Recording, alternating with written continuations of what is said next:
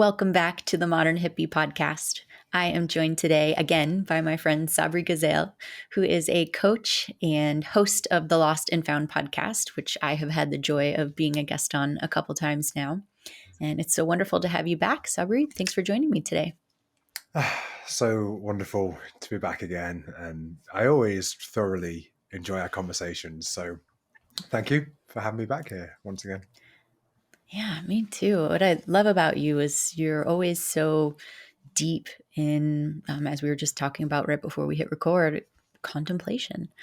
There's so much going on inside your head that I love bouncing ideas off you and hearing your perspectives on things.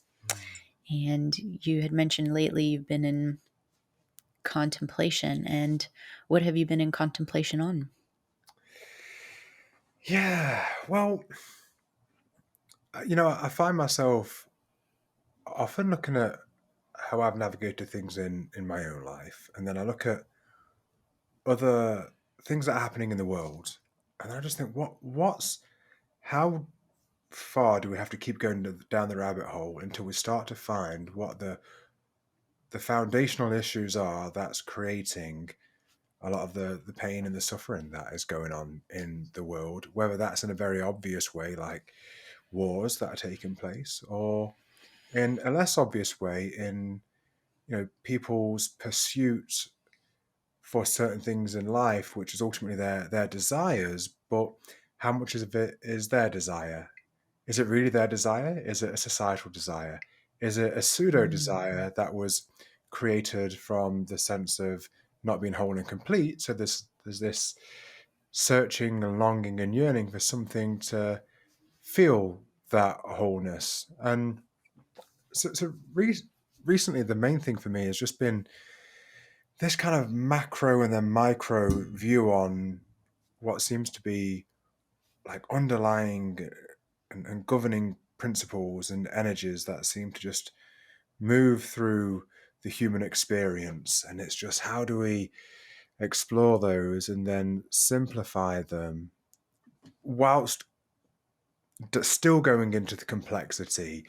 And sometimes it's listening to other people's teachings and thinking, well, good, but it feels like it's not, almost like a Russian doll. Like you open one and say, oh, there's another one inside, and there's another and another. No Yeah. way, not again. There is. It's like, so it's just been a lot of that really recently. I feel like I've not been posting nearly as much because I've just been just sitting and thinking and writing for several hours a day. Oh, beautiful. I love that that turns into writing for you. One of my faults is I have the same contemplations and they never get put anywhere. They're just sort of stuck in this energetic journal, as I call it, that is in my peripheral at all times. But it would be much more beneficial to society if I wrote it down. And you also mentioned the Russian dolls, and that completely relates to me on this rabbit hole of spirituality and oneness and the healing work as well. Like just when you think you've gone in, you just realize that there's more dolls in there. And the more I feel like that you surrender to the idea that there's just gonna be more, the more fun it can become. It can actually begin to invite play in while we look at the shit and look and do the healing work and peel back those layers. And so I'm curious, what is one thing that stands out to you that you feel is one of the big macro to micro issues underlaying society at the moment, or maybe even a specific society? Yeah. I mean, one of the things that's been coming up for me is this, to keep it really simple, I think most people have forgotten, and they've forgotten what they are. It's almost like a type of amnesia. And maybe we could say forgotten, or maybe to some degree, a lot of people have never known. And then, so there's that end, then there's knowing. And in between, there's moving towards knowing, which is, I guess, a remembering. Mm. and then a moving away from, which is a forgetting. And I think when we forget, we enter into a delusion. And when we know, we're in clarity. And when we're in the delusion, part of that is separateness. And when we're in clarity, part of that is oneness. And when we're in the separateness, we experience more fear. And when we're in the oneness, we experience more love. And when we're in the fear, we experience more suffering. And when we're in the love, we experience, bliss. And Mm. when we're in the suffering, we're effectively it's hell. That is kind of what hell is. It's a place of punitive suffering. And when we're in love and that bliss and that peace, we kind of enter into that heaven on earth. And to me, the more we forget, the more separate we feel.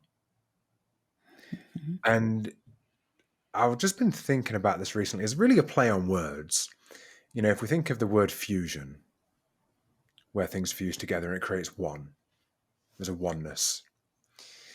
And then if we think of the term con, like a con man is someone that would like fool you, that would trick you, that would lie to you. And to me, there's this like I was just playing around with the idea of like confusion being almost like the lie Mm. in the fusion. There's which is to say that there's fusion between you and I, and the thought that we aren't actually fused. I'm not actually fused with the all. That is a con. Mm. It's it's a lie. It's Mhm. not real. It's not true. And it's like that's the kind of the confusion and the fusion. And I think in that confusion, when we feel that separateness, one, it affects how I relate to everyone and everything around me.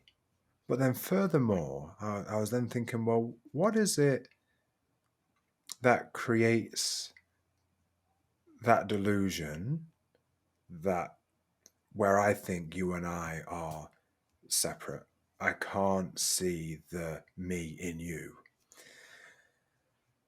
And I actually think it's the separateness that we feel within. I think it's when Mm. we've actually abandoned and split off from parts of ourself. And as we do that, if we don't have wholeness within, how can I then feel whole from me to you? Mhm. Something is coming up for me of recent, and I started to kind of flesh it out a little bit more. But I think if I've split off from parts of me and I don't feel oneness within, how can I feel oneness with others? Then I think about what Jesus said, and he said, effectively, love your neighbor as yourself. And two things are implied there. One, if you're loving your neighbor as yourself, it means, well, one, you have to love yourself. Mhm. But how can you love yourself if you haven't got wholeness within? If you've split off parts of who you are, well, that's not love. There's abandonment there. So we actually have to bring all the parts back in and feel wholeness to feel love, and then love your neighbor as yourself. So then I have to love you as me. And in order to love you as me, I have to see you as me, which Mm. means I can't see us as being different, which is the fusion. Mhm. So I've just been looking at these threads of some of the perennial teachings, like things from the Bible, and this is I'm not someone that had any type of religious upbringing or Christian upbringing, so it's more just as I've got older, kind of looking at what are some of these perennial teachings, and then these ideas and ideas around ego and things that are more common in modern teachings with my own ideas, and what are the threads that kind of pull them together where I think I can see there's a commonality here. So that would be one. Well, I love that. It's so very aligned with something that's been heavily on my brain and contemplation lately as well, which fits right into your paradigm. It's like that, as you said, the love versus the suffering. To me, that's also the expansion in the love versus the contraction in the suffering, and it fits right into that paradigm where when those things are happening, we may not always even know that that is energetically what we're doing on that level as well. So when we're suffering, we're constricted. When we're in love, we tend to be expansive, and that is when everything gets quite a bit easier. To play on those words as well, that contraction, it's without traction. Or with traction, contraction, with Yeah. traction. I haven't played that one out very well. And But I'm also aware that the con infusion, actually, the etymology isn't what I'm saying it is. That's just me playing around mhm. with the word. Yeah, I like it though. I like what we're doing with it. I mean, dictionaries are just definitions, the most commonly used versions of words. But I also enjoy that you're looking back at older wisdom teachings. Mm. For most of my life, I grew up Christian, Catholic, I guess, kind of, and it never resonated with me. My dad's dad was Jewish, so I have a Jewish last name and a Jewish nose, but his mom was Christian, so they were raised Christian, and then my mom was raised very Catholic. And so I grew up kind of going to church, but I was always like, whoa, this sitting around on benches and everyone chanting things like in a cult from a book that makes no sense to me, doesn't feel good to me. All these creepy old men wearing these old robes, that none of it ever worked for me. And I eventually got my parents to stop taking me to church. Mm. And eventually then I discovered very quickly in elementary school, or not elementary school, middle school, about the pagan religion and the Wicca religion, and that made so much more sense to me, to honor the elements, to honor the earth, to honor the forces of nature around us that I felt on a daily basis. But now that I'm 37, I've actually gotten so much more into the teachings of Jesus, and that has a lot to do with Alex, who's very much into Jesus. He's been teaching me so much about him. We've been watching The Chosen, and so I've now been learning really what it was that Jesus stood for, what it was that he represented, and I've always loved that he was a healer as well. Like the OG healer almost, of performing miracles, and his philosophies are what many of those religions stemmed from. And so I love now bringing back the teachings of Jesus, because he just was so powerful, and he had such a way with words of relating it to the every person. And I think religion really did a good job of taking it and skewing it and kind of fucking it up. And so I'm glad to see him coming back. I mean, I guess he's probably never left for most people, but he left a lot for my life, and now he's back, and really developing even a relationship with Jesus now, calling on him, calling on his teachings, inviting his wisdom into my life. And I feel like that transcends all of the religions. Like, he was a very, very powerful figure. Yeah, absolutely. If we separate if we see Jesus as a spiritual teacher, and we separate it from the doctrine, the dogma, you know, the theology, the kind of the Roman Empire, all of that. If we separate them, because actually, Catholicism really was largely a political movement, and it's an extension of the Roman Empire. But if we actually just take the things that Jesus said, and actually, there's the irony in, he would often say that he was going to the mountains to pray, or was going to nature to connect to God. It was him that said, like, do you not know the body is a temple? Like, you don't have to go to this temple to access God. And then you think Mm-hmm. about how many, churches and cathedrals and how that was. And also he would mock the rabbis for wearing the gowns. And then again, then you look at Christianity, and like a lot of the ritualistic elements and the gowns that they'd wear, and there's so much where it's Mm-hmm. like, this isn't aligned. Um, and it became like, there's a saying, don't look at the finger pointing at the moon.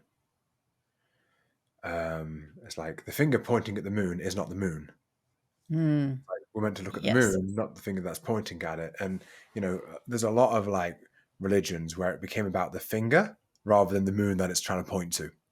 Mm, yes. So it became more about like the religious dogma rather like that's trying to like guide a connection to God, the divine.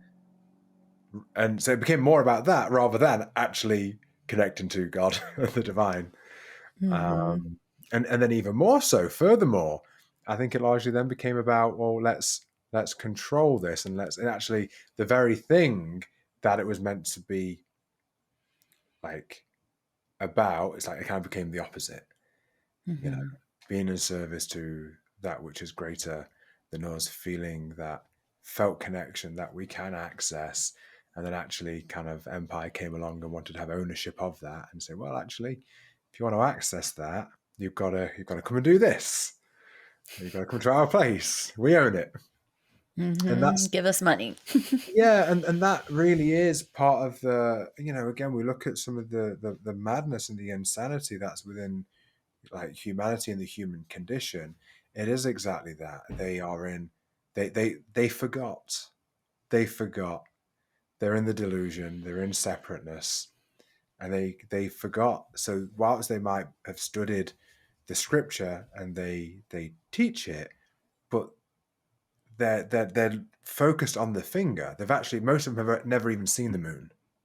Hmm. That's powerful, powerfully painful to think about. I mean, I look at my own connection with spirituality and with God, and I have had such an incredibly deep connection at this point, a deep understanding. Even on a ketamine and cannabis journey a couple months ago, God, Source, took me on a tour, a very guided journey of all creation throughout time to Mm. see it through God's eyes. Um, and I almost it was almost too much to handle. And it's the information has been a bit overwhelming since, trying to figure out now how to integrate that into life in a way where um, yeah, just really trying to figure integrating that in a way where it's not disruptive to living life. Mm. Sometimes these teachings can be so deep, and then figuring out how to channel those to best help others as well. But the depth of understanding that we get to have is pretty epic and pretty profound. And I know you're doing work with Marc Gafni. For my listeners who don't know, tell us a little bit about Marc Gafni and what you're doing with him.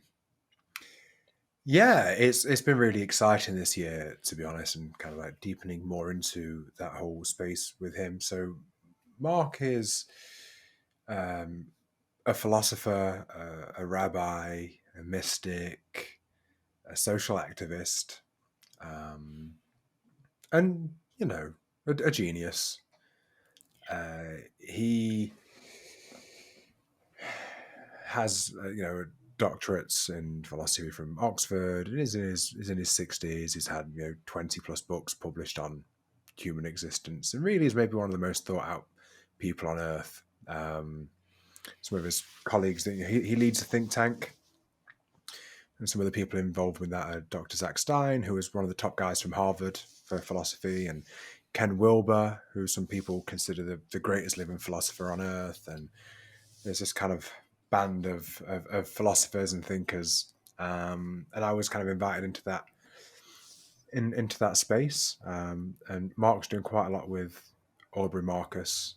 I know for the last 18 months he's been kind of teaching Aubrey like one to one, and then Aubrey's become the chair of the board for the think tank.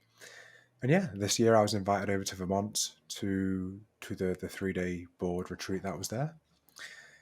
And then since then, I was in Belgium at the mystery school that he hosts, and now I have I'm doing his Holy of Holies, which is like his kind of deepest teachings, and he blends together, the perennial teachings, the Kabbalistic Hebrew traditions with philosophy and the best sciences, So it's deep, and it's extremely thought out, and it's exactly what I love. It's kind of the perfect fit. And we I see we have a lot that we're going to do together as we move forwards in our relationship. And really, this year it's just been kind of getting started.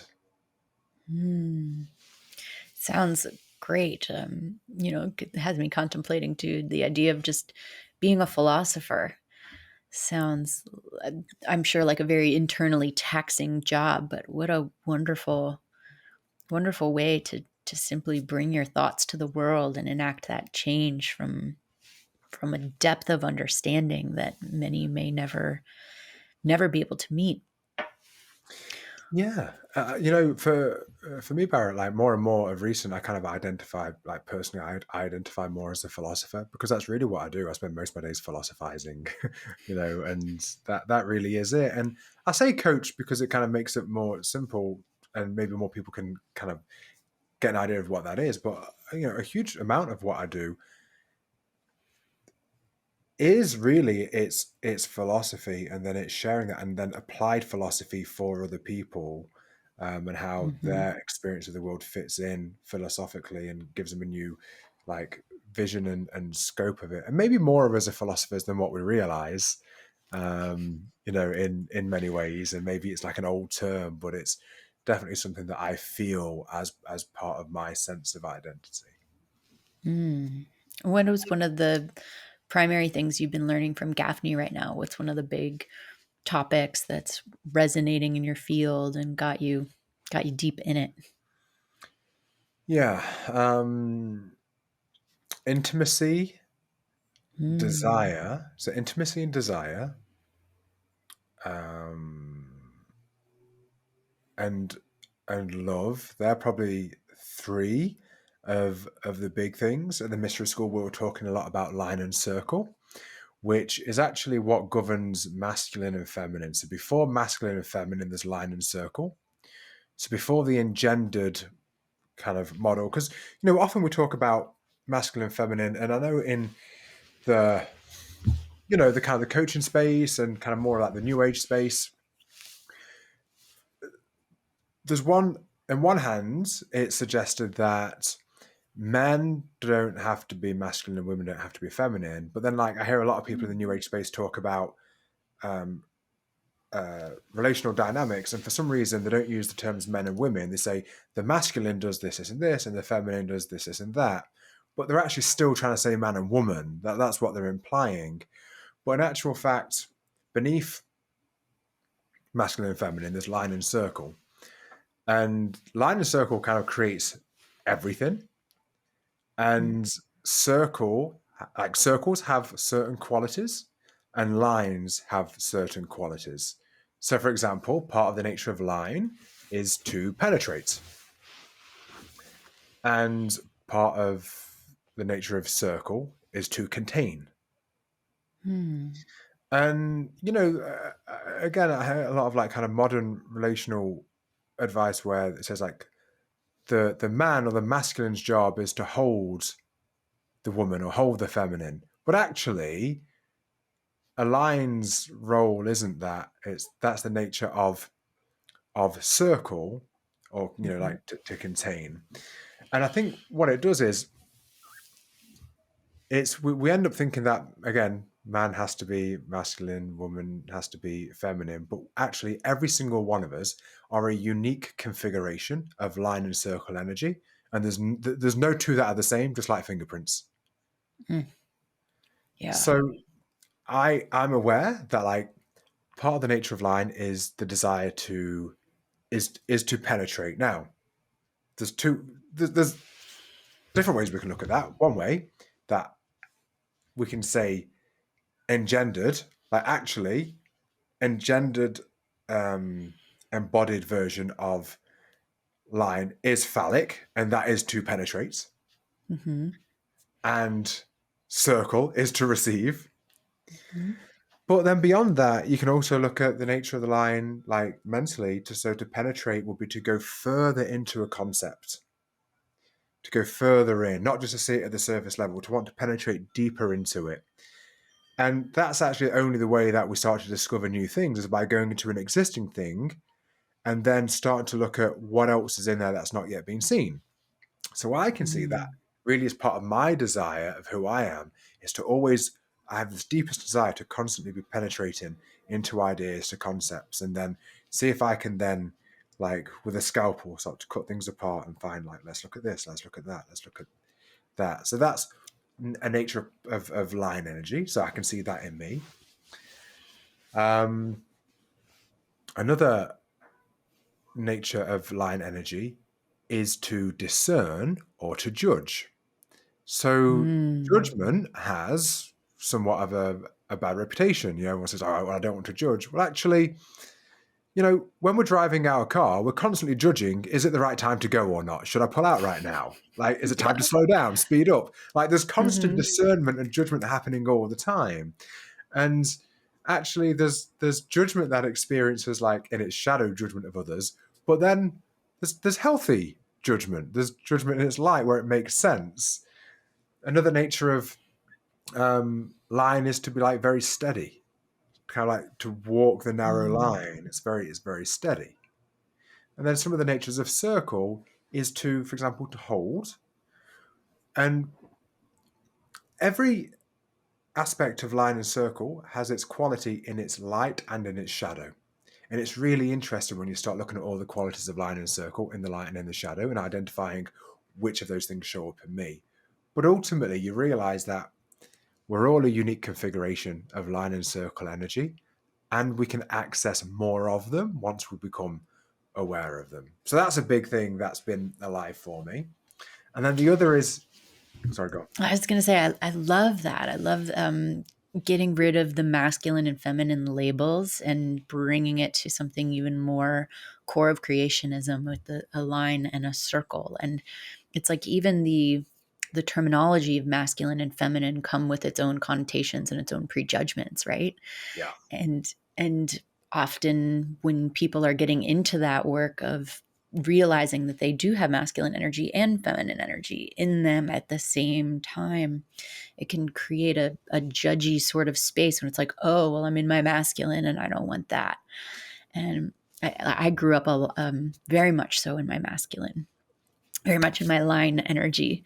And in the last 5 years, 6, 7 years, maybe, I've really come more into my feminine, into my circle energy, Mm. and constantly identifying what things bring up the masculine in me, what allows the feminine to flourish.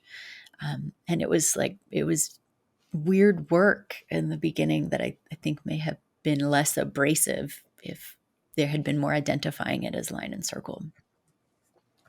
Yeah. And to your point, if you're a woman with a lot of line energy and you're being told, oh, you're in your masculine, you need to enter your feminine, you have to be like this, you have to wear floaty dresses and dance around and sing Hmm. kumbaya. And you think, well, I don't feel allured to any of that. Is there something wrong with me? That's what And I thought. actually, And I would get that comment from boyfriends sometimes, like, could you just wear a dress from time to time? I was like backwards hats and skater shoes, and like I was tomboy chic. and that's Yeah, okay.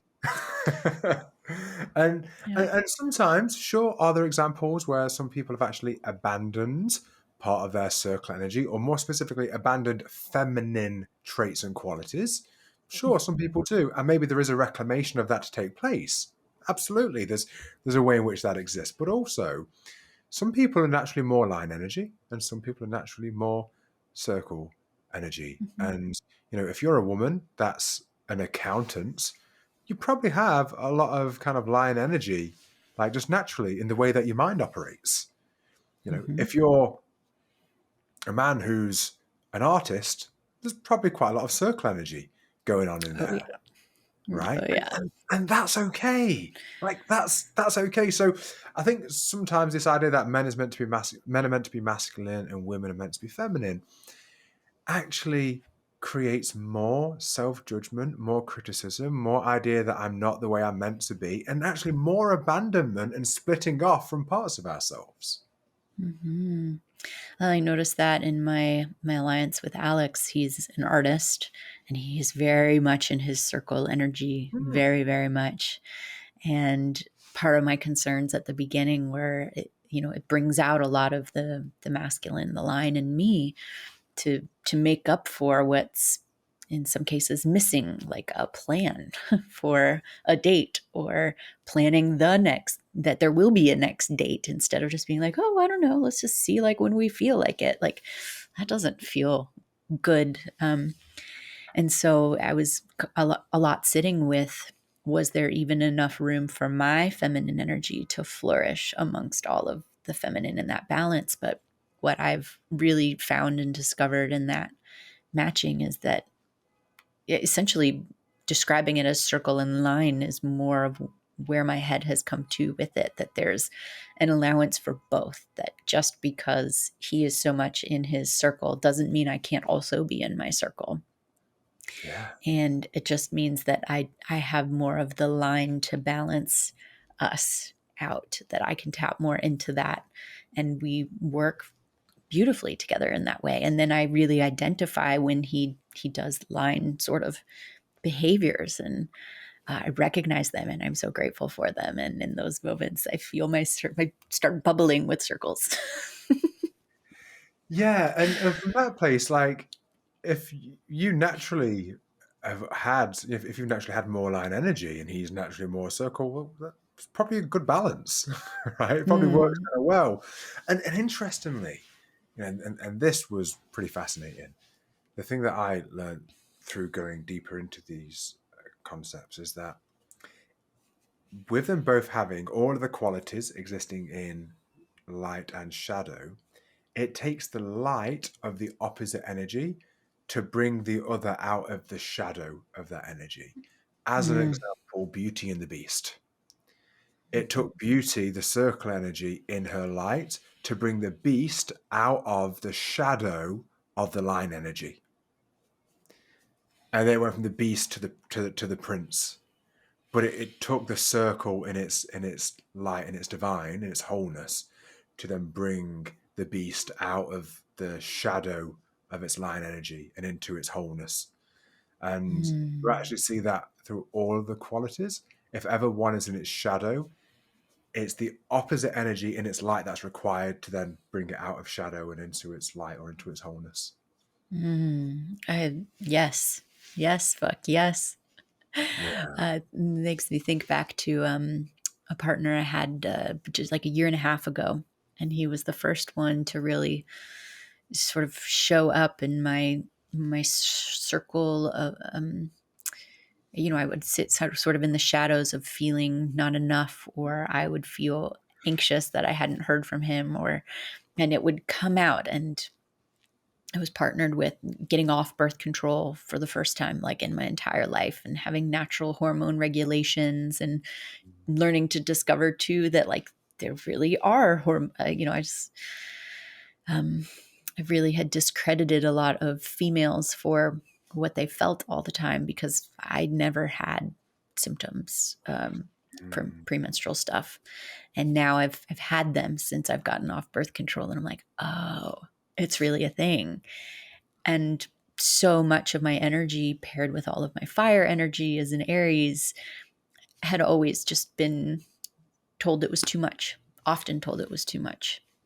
And I would sort of come at this guy, his name was Nick, and with this energy, and he would look at me and he would smile, and I would be like in tears, and he would be like, I see you, and all of this is, it's okay, like, let it out, just let it. And I'd be like, what do you mean? Like, I'm literally freaking out about the fact that I haven't heard from you in 2 days, and I just drove past you, and you're like, come get a coffee with me, like, everything's fine for you, and I'm freaking out.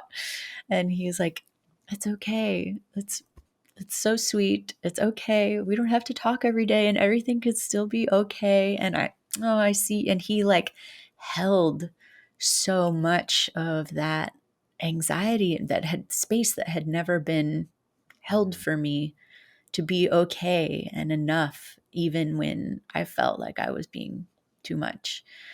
And it really began to heal those parts of me that felt that anxiety in the first place, that felt like my expression was too much. And then it started to heal that all of my expressions are Mm, beautiful, mm. even if they are fiery, even if they are rooted in an insecurity, as long as they are rooted in healthy communication. My all of my expressions, I insist, be fully received. I can stand now grounded in that power because of him holding that opposite balance for me to feel safe and seen. Yeah, yeah, and I think, you know, what you said there, beautiful, first of all, and what you said about like Nick kind of holding, and it's interesting because the holding can come in two ways. There's the container of the circle, which can hold in a containing way, but there's also Mm-hmm. the holding of the line, which, you know, if you think of the term "hold the line," like Yeah. it's actually is kind of it's the Braveheart, um, you know, like hold, like waiting. It's kind of that Mm. steady line of hold, hold. So it's like that ability to almost when someone is in a lot of emotion, it's can that. So there's both going on. There's the container of holding, which is circle, and there's also the being very present and in with the person, and being able to hold very steady, hold the line for that person. So then we start to see how like line and circle appear in interactions in both ways. But you know what you said about all of it is allowed to be there and can be beautiful, and especially if it's in pursuit of a deeper truth. Mm-hmm. And I think that is really a big fundamental thing: is what's it in pursuit of? Because sometimes, you know, we do have these emotions come up, and that's part of our humanity.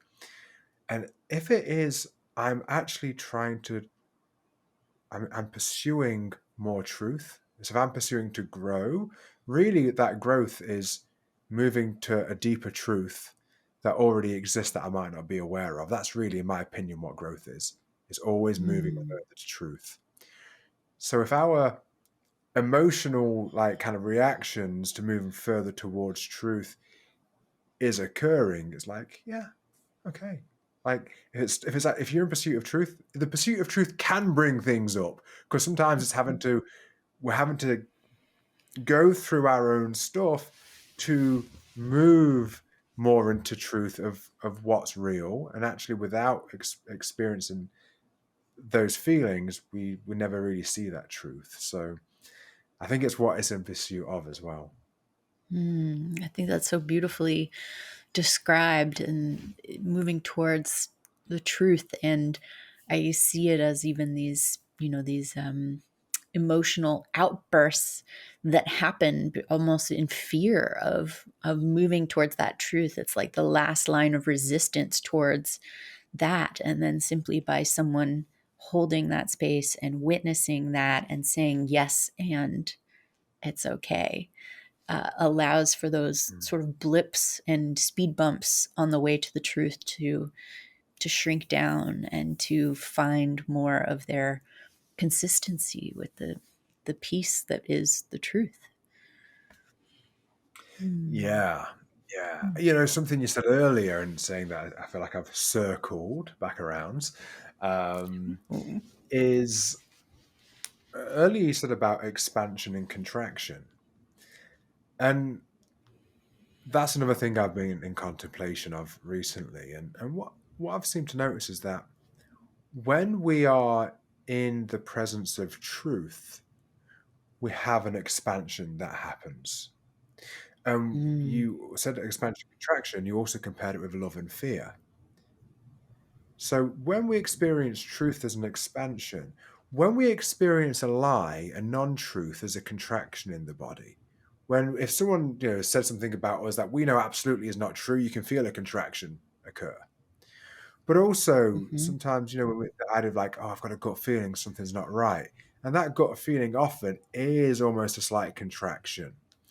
And if we kind of pay attention, I think there's this opening when truth is presented, and there's a contracting when a non truth is presented.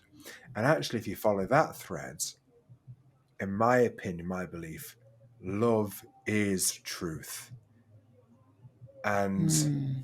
fear is the non-truth. If you're feeling fear, it's actually not true because it's like the opposite of love. So Mm-hmm. that's something that's been that I've just been thinking about recently. The correlation between love, truth, fear, non-true, expansion, contraction, and how many things do we kind of experience where, and it might be having an argument with your beloved. You might be in an argument with the person that you're in, kind of romantic relationship, union with.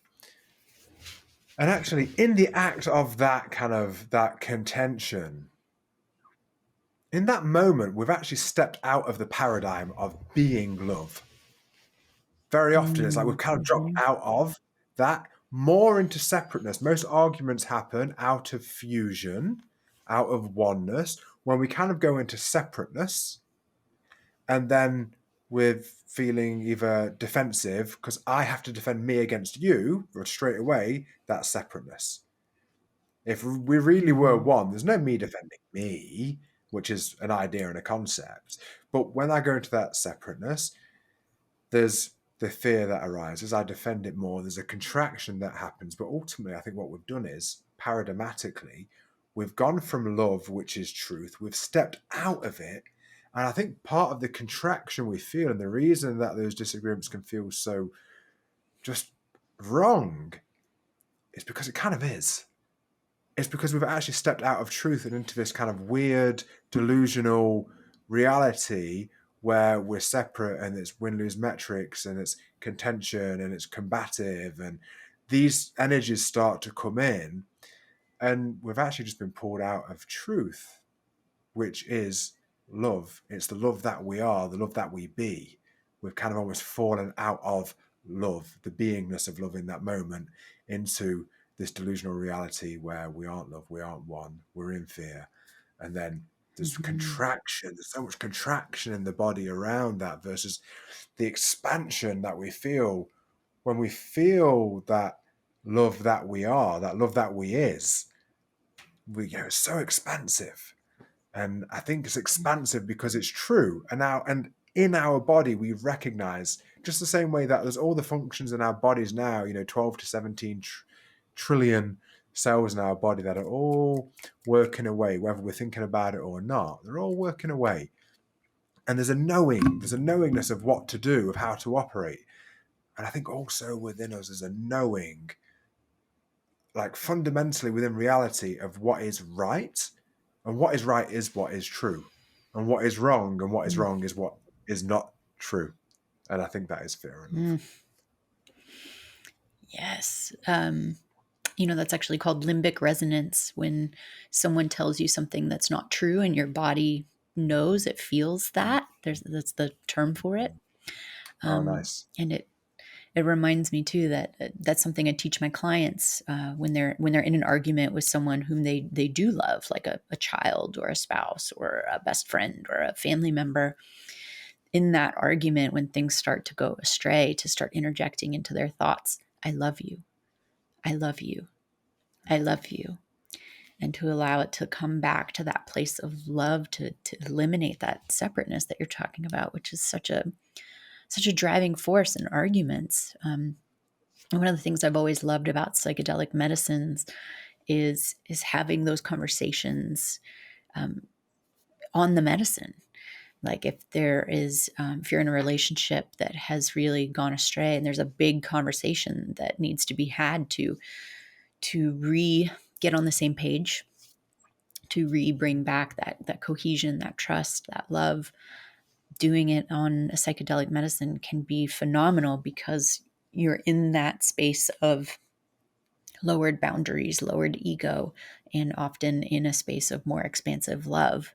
And so those conversations just come from a grounded place of safety and compassion. And I find them to be so much more productive and healing than conversations out. Not that they can't be, but it's like turbo boosting it. Yeah, because we've actually entered into the paradigm which will heal. Love is what heals, Mm, right? So if we can actually enter into that mhm, paradigm now from that place of really feeling that oneness and unity and fusion, now let's talk. Because from that place, I love you. Now let's talk mm, from love. And it's so much easier.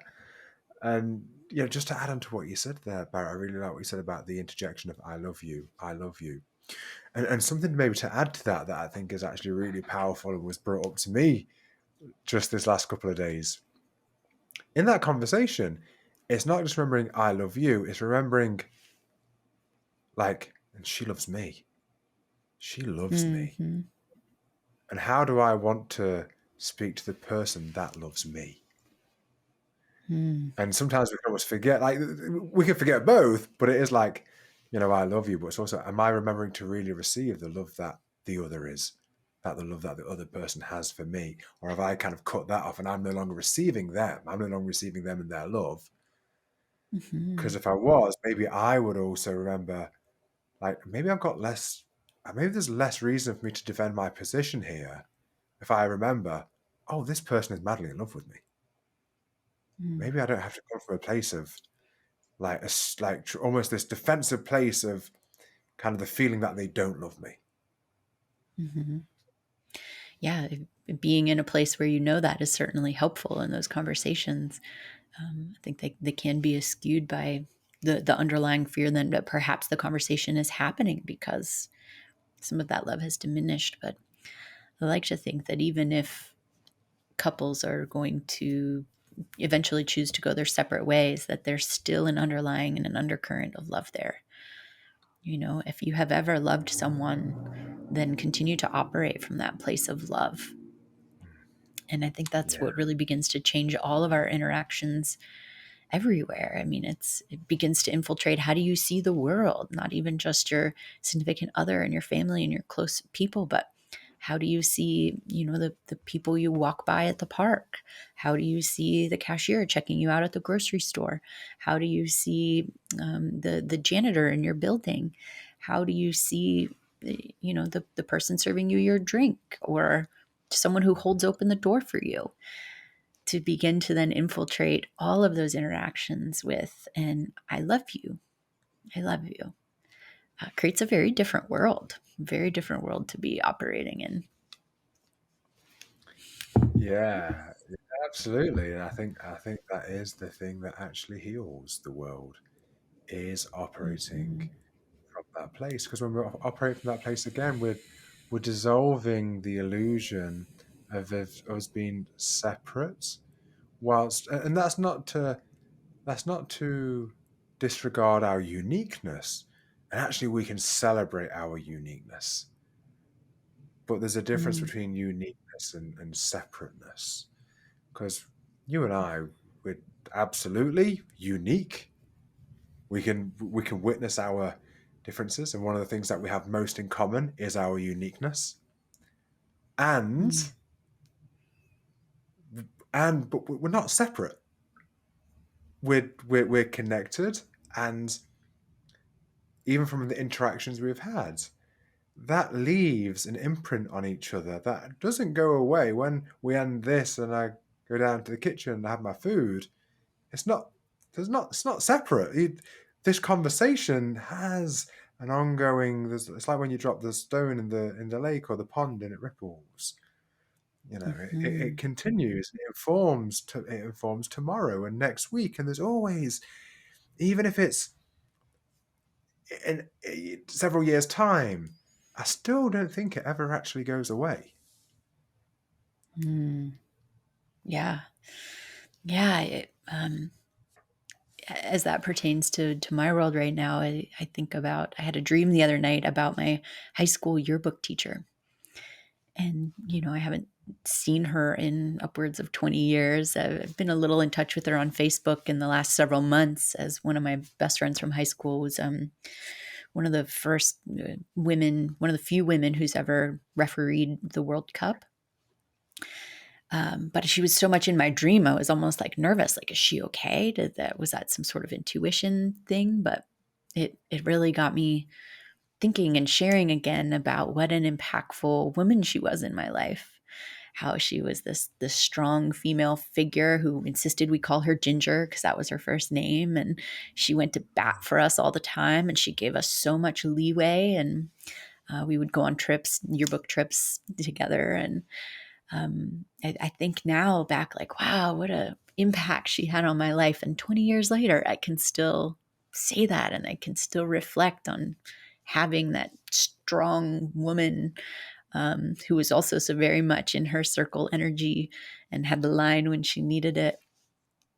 Impacts me to this day. And I love that about having gotten to know you. I feel, we've only met virtually, and this is probably our fourth conversation together, like extended conversation together. But you're so very much in my peripheral all the time. Like I'm always seeing your posts, and we do stay in touch. And I feel this deep resonance with you that is likely because our hearts are so open and we are so rooted in love that I can easily look at you and say, I love you, my brother. You know? Mm. Mm. Yeah, and Barrett, what a beautiful thing to, just the way that you can view that teacher and see that she had an impact in your life and it didn't end there. But how powerful and special if we can all get to that place of realizing that we have that effect on others, and actually I really Mm. matter. I Mhm. matter. Like my time, my energy, my place on this planet, it matters. Like that's, I think a lot of people are Yeah. missing that. But to wake up knowing that you actually matter. Mm. Yeah. And pairing that then with discovering how you want to channel that mattering into the world.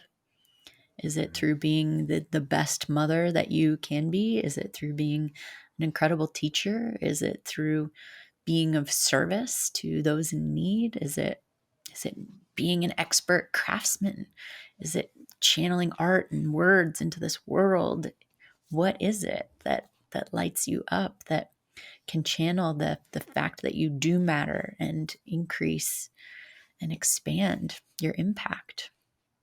Yeah, yeah, and even if it was just every interaction you had, like you said, when you have these interactions everywhere you go, if it was actually just to hold eye contact with each person you interacted with, and you were able to see the truth of what they were with no words exchanged, Mm. but people feel it, and maybe part of that one person's knowing that they matter. It's just how they show up subtly in every interaction. And maybe they don't feel called to a grander plan. Maybe that doesn't feel like they're not allured to that. But even just simply in every interaction, knowing that I matter and that how I am towards you also matters. I think that's a great place to start. Yes, I agree. Build from there. Build from Yeah. there. And so, if my listeners would like to work with you, what is the best way for them to go about doing that? Getting in touch with you? Where do you like to hang out? Yeah. The best place really is Instagram. It's Sabri Gazail, and I guess you'll maybe add a link. My website is myfreedomwithin.com, and a lot of what I feel called to is helping people access this freedom from the past, the freedom to be who they are, and the freedom to become what their heart yearns for from a place of this clarified desire. And yeah, I do a free call every week. Now on a Wednesday, and we kind of do a guided meditation. And then just like a community hangout, maybe there's an intention, something to contemplate and reflect on, and then we just share. So that can be a nice place for people to start. They can be kind of in the conversation as little or as much as they feel comfortable with.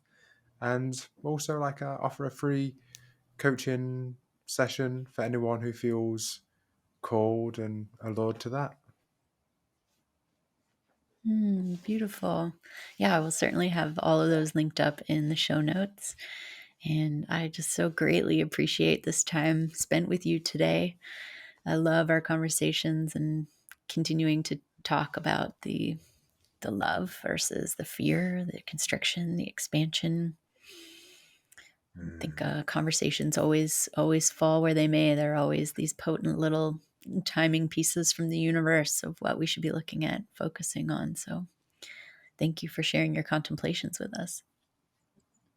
Oh, you're so welcome, Barrett, and thank you for having me back. Really, it is my pleasure, and thank you to anyone who listened and shared their time and energy with us and actually received us. Yes. Well, thank you, and we'll see you all again soon. Yeah, thanks so much.